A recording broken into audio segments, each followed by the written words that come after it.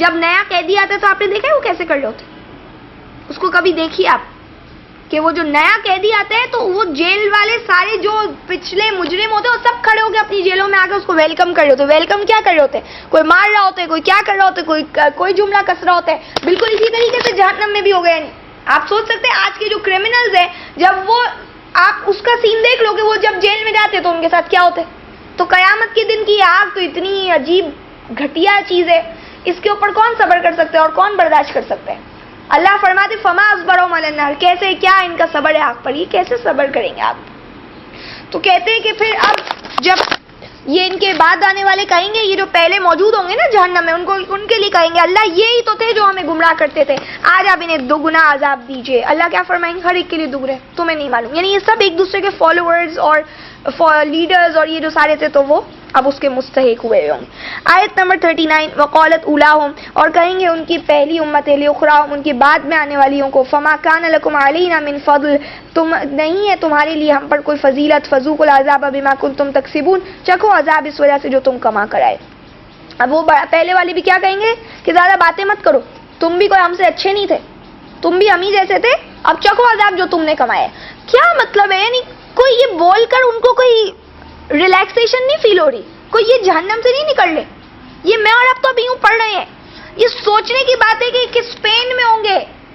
ان کے اوپر تو بس یہی ہے کہ اب تم 1000 بار بھی موت مانگو تو تمہیں موت تو نہیں ملنے والی, رہو اسی میں, اسی عذاب کا مزہ چکھتے رہو.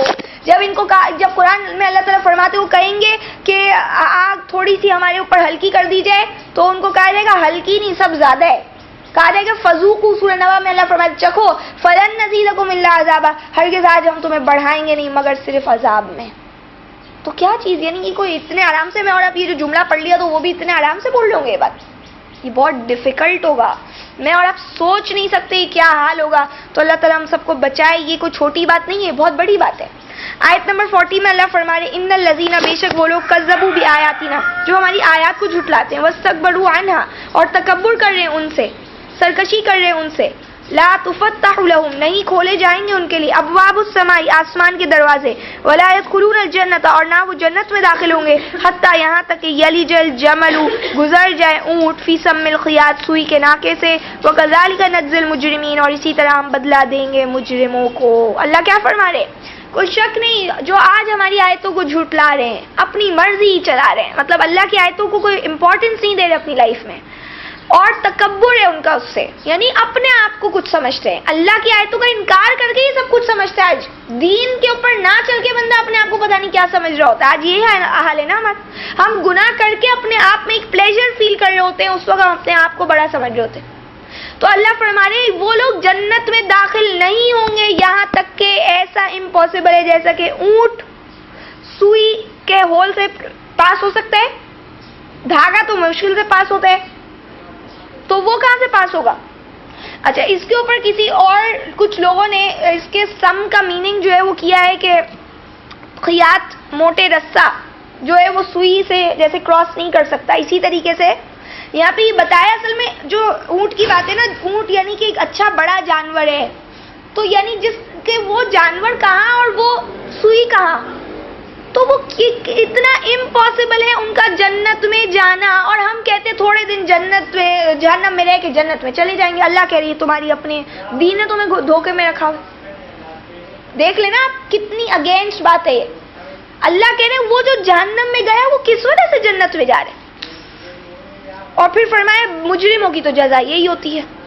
لہم من جہنم, آیت نمبر 41, ان کے لیے جہنم سے مہاد بچھونا ہوگا, ومن فوقہم غواش, اور ان کا اوپر بھی اوڑھنا بھی وہی ہوگا, وکذالک نجزی الظالمین, اور اسی طرح ہم بدلہ دیتے ہیں ظالموں کو. اللہ فرما رہے ہیں ان کا جہنم میں ان کا بستر اور ان کی چادر, اگر آپ اس کا یہ میننگ کر لیں, اوڑھنا اور بچھونا سارا کیا ہوگا؟ آگ کا ہوگا. جیسے قرآن ایک اور آیت میں اللہ فرماتے ہیں ان کے لیے تو کپڑا کاٹ دیا گیا ہے گندھک کا اور آگ کے. آپ سوچیں, اللہ کہہ رہے ہیں وہ ان کے لیے کپڑے کاٹ دیے گئے آگ کے. جیسے ہم کہتے ہیں نا کپڑا کاٹ دو, کوئی چیز کپڑا خریدنے جاتے, تو اللہ کہہ رہے ہیں ان کے آگ کے کپڑے کٹ چکے. یہاں پہ ان کے لیے اوڑھنے بچھونے آگ کے بنے ہوئے. اور اللہ کہتے ہیں اسی طرح ہم ظالموں کو بدلہ دیتے ہیں. یہ خود ظالم تھے, اللہ نے ظلم نہیں کیا. آیت نمبر 42 والذین آمنوا وعملوا الصالحات, اور وہ لوگ جو ایمان لاتے ہیں, وعملوا الصالحات اور نیک کام کرتے ہیں, لا نکلف نہیں ہم بوجھ ڈالتے, نفسن کسی جان پر, الا وسعها مگر اس کی طاقت کے مطابق, اولئک اصحاب الجنہ یہی لوگ جنت والے ہیں, ہم فیہا خالدون وہ اس میں ہمیشہ ہمیشہ رہیں گے. اب کیا بولا کہ وہ لوگ جو ایمان لا رہے اور جو نیک کام کرے. اس کے برعکس جو ایمان پہ اپنی زندگی گزارے, نیک کام کرے, تو اللہ کہتے ہیں ہم تھوڑی کسی انسان کو اس کی طاقت سے زیادہ بوجھ ڈالتے ہیں. یعنی یہ لوگ کر سکتے ہیں نا, لوگ جنت میں جا رہے ہیں نا, تو ان کی طاقت سے زیادہ اگر بوجھ ہوتا تو کوئی بھی جنت میں نہیں جاتا. تو سب جنت میں جا سکتے ہیں, اور دو ہی چیزیں بتائی جا رہی, ایمان اور عمل صالح, یہی ساری بنیاد ہے. اللہ فرما رہے وہ ہمیشہ ہمیشہ جنت میں رہیں گے. تو جیسے اگر یہ جہنم سے نہیں نکلیں گے تو وہ جنت سے نہیں نکلیں گے.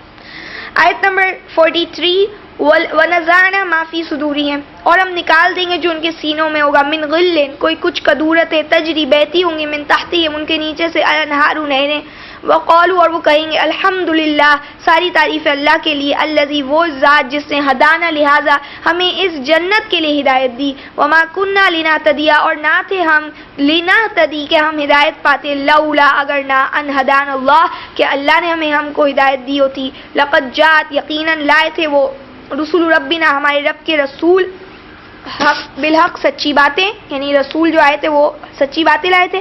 ونودو اور پکار دی جائے گی, ان تلکم الجنہ کہ یہ ہے وہ جنت, اورثتموہا جس کے تم وارث بنائے گئے ہو, بما کنتم تعملون اس وجہ سے جو تم کرتے رہے. اب دیکھیں یہاں پہ اللہ فرما رہے ہیں کہ وہ جب جنت میں جائیں گے تو ہم ان کی سینوں میں جو بھی انسان کے ظاہر ہے پینز ہوتے ہیں, کدورتیں ہوتی ہیں, کسی کے لیے اچھائی نہیں ہوتی, اللہ کہہ رہے وہ جنت میں وہ بھی نکال دوں گا میں.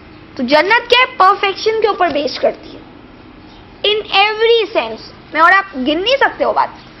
جنت ہر طرح سے انسان کے لیے پیس ہے, خوف اور غم کی وہ جگہ ہی نہیں, کوئی کدورتیں, کوئی نفرتیں, کوئی ایسی چیز, کوئی بیڈ فیلنگ جس کو آپ کہتے ہیں, کوئی بھی برا احساس چھو کے نہیں گزرے گا. وہ جنت ہو ہی نہیں سکتی جہاں پہ چیزیں.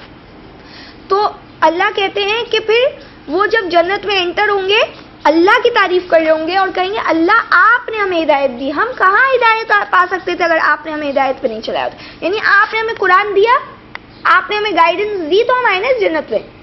تو آج میں اور آپ اپنے آپ کو کس بات کا کریڈٹ دیتے ہیں کہ میں یہ کام کرتی تھی اس لیے میں نیک ہوں اور مجھے اس کی توفیق مل گئی؟ نہیں, سب تعریف ہے اللہ کے لیے. اور کہتے ہیں کہ ان کے پاس ہمارے رب کے رسول, ہمارے پاس وہ کہہ رہے ہوں گے ہمارے پاس ہمارے رب کے رسول آئے تھے جو سچی باتیں لے کر آئے تھے. تو اللہ فرمانے کہ ان کو پکار دی جائے گی کہ تم تو جنت کے وارث بنائے گئے ہو اس وجہ سے جو تم نے کام کیا. اللہ کہہ رہے تم نے کام کیا, اور وہ کیا کہہ رہے اللہ آپ نے ہدایت دی. تو ہدایت تو اللہ نے نہیں دی نا, اس کے بعد بندہ کام کرتے ہے. تو ساری تعریف ہے تو واقعی اللہ ہی کے لیے. اور اللہ تعالیٰ نے اس جنت کا داخلہ نصیب فرمائے. اور دیکھ لیں عمل کے بغیر جنت نہیں مل رہی.